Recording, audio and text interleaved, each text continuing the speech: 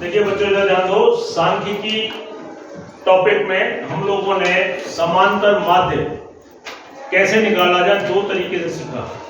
एक तो इस सूत्र के माध्यम से और एक इस सूत्र के माध्यम से, ठीक है। दोनों सूत्रों का प्रयोग किया हमने, कई सारे सवाल किए, प्रश्नावली की अलग अलग, है ना। तो अब तक तो जो हमने किया वो क्या किया, एक सवाल सॉल्व किए, क्वेश्चन हल किए।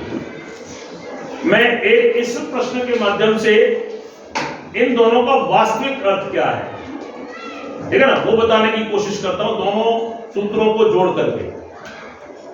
दोनों समांतर माध्य कब काम करते हैं, ये पहला वाला सूत्र कब लगेगा, दूसरा वाला कब लगेगा। तो देखिए यहां पर जो आपको एक डेटा दिया हुआ है, ये कक्षा 8 के बच्चे हैं 20। कितने बच्चे? 20। उनके मार्क्स दिए हुए हैं। किस बच्चे ने कितने मार्क्स लिए? 1 2 3 4 5 6 7 8 9 10 11 12 13 14 15 16 17 18 19 20। 20 बच्चों के मार्क्स से किसी ने 60 प्राप्त किए, किसी ने 40, किसी ने 50। वो आपको बोर्ड पे दिखाई देगा। जैसे मार्क्स लिए, जैसा डेटा है, मैंने वैसा की वैसा बोर्ड पर उतार दिया। इस प्रकार के डेटा को अनग्रुप्ड डेटा बोलते हैं, अवर्गीकृत आंकड़े।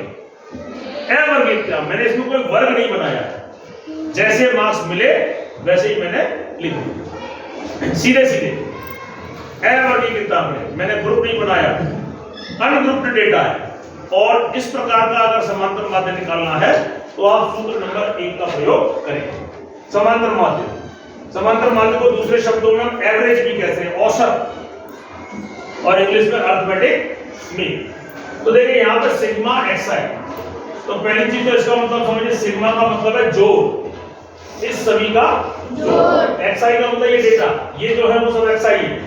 ये वाला x1 है, ये x2 है, ये x3 x4 है, इस तरह से ये xi यानी कि i तक है, ठीक है ना, अलग अलग 1 2 3। अब इनको मुझे जोड़ करना है, उसको जोड़ कर लेंगे तो क्या हो जाएगा, सिग्मा xi। तो आइए जोड़ करते हैं।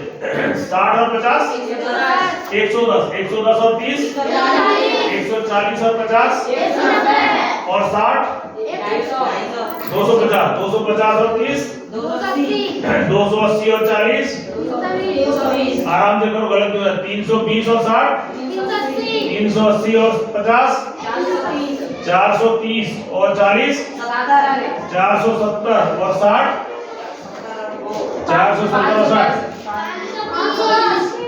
470 और 60। एक गलत बोल रहा है, सब गलत बोल रहे हो। 530 और 530 और 50 580 580 और 60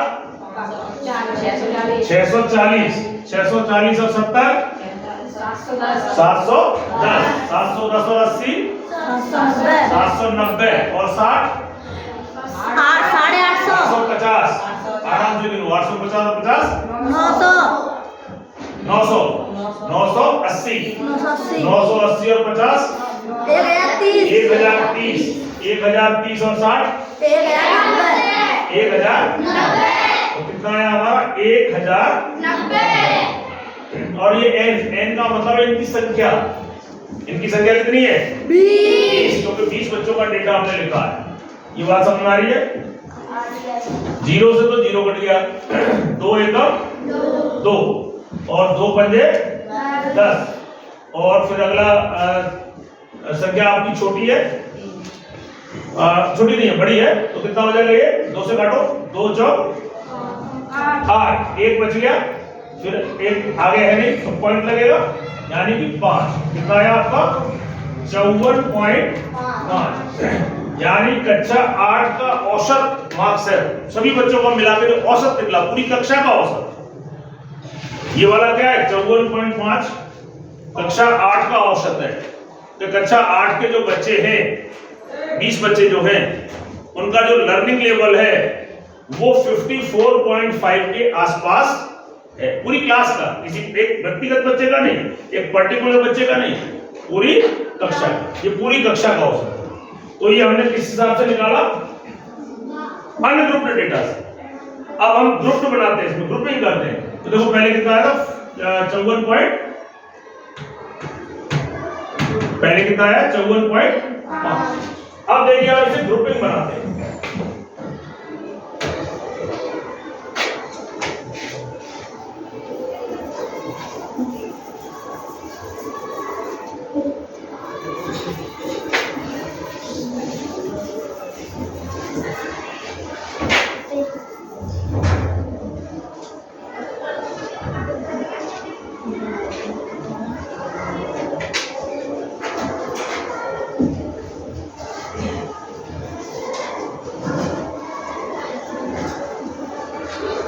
अब देखिए इसका हम ग्रुप बनाते हैं। देखो इसमें सबसे कम नंबर किसके हैं और कम नंबर कितने हैं? देखो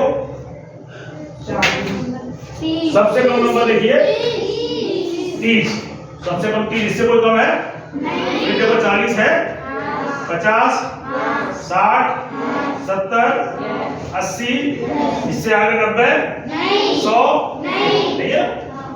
मतलब जो भी पूरा डेटा है वो इसी में है। तो ये तो क्या हो गए आपके प्राप्तांक।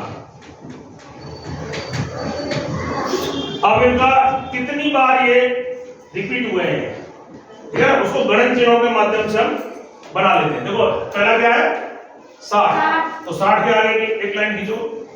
दूसरा क्या है 50, 50 के आगे फिर क्या है 30, 30 के आगे 50, 60, 30, 40, 40 कहाँ है 60, तो 60 के आगे डंडा लगाओ, फिर 50, 50 के आगे फिर 40, फिर 60 और 50, यानी कि 60 और 50, फिर क्या है 60।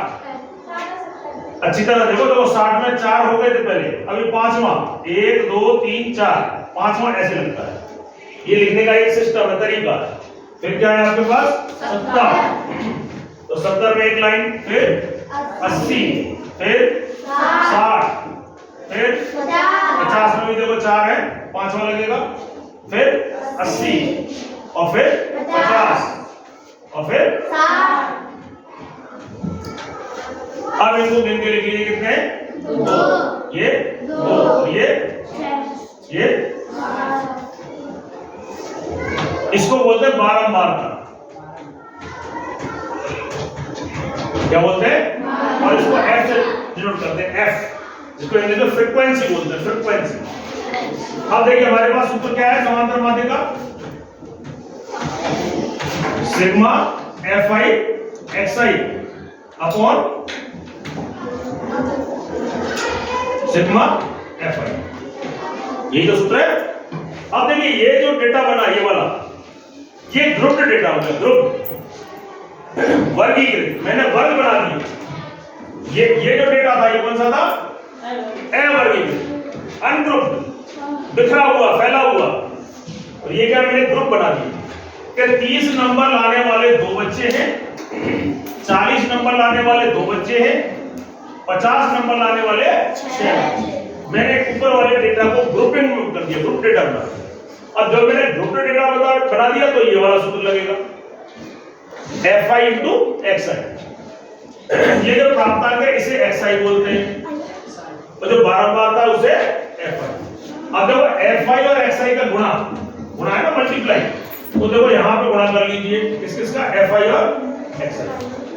तो देखो इसका गुणा करना, करो कितना होगा 30 गुणा 2 60, 40 गुणा 2 80, 50 गुणा 6 300, 50 गुणा 6 300, 60 गुणा 60 को 7 से गुणा करो, 6 सत्ते 42 और पीछे 0, 70 का 1 से 80 का 2 से समझाया। अब देखिए सिग्मा एफ आई सूत्र को देखिए, सिग्मा एफ आई एक्स आई उसका सिग्मा, यानी एफ आई एक्स आई वाले कॉलम का जोड़। तो देखिए यहाँ पे 0 0 0 0 0, अब यहाँ पे 6 और 8 14, 14 और 0 14 और 2 16, 16 और 7 23, 23 और 6 29। हासिल कितना आया 2 और 3 5, 5 और 4 9, 9 और 1 कितना आया 1090। पहले कितना आया था 1090। और देखिए अब सिग्मा एफ आई यानी एफ आई वाले कॉलम का जोड़, ये तो बिना जोड़ करे भी बता सकते हो। इसी को तो हमने अरेंज किया, ये कितने थे 20, तो इसका टोटल कितना आना चाहिए 20। देखो 20 ही आएगा, 2 और 2 4 और 6 10 और 7 18 19 20 कितना आया 20। तो भाग में कितना आया 20, कट गया 2 एकम 2, 2 पंजे 10 और 2 चौक 8, अगली संख्या छोटी है कम है तो पॉइंट लग जाएगा 54 पॉइंट। मुझे बताओ पहले कितना आया था? 54.5। यानी आप ग्रुप्ड डेटा अनग्रुप्ड डेटा को ग्रुप्ड डेटा में बदल करके अगर आप प्रश्न को हल करोगे तो भी उत्तर उतना ही आना चाहिए। अगर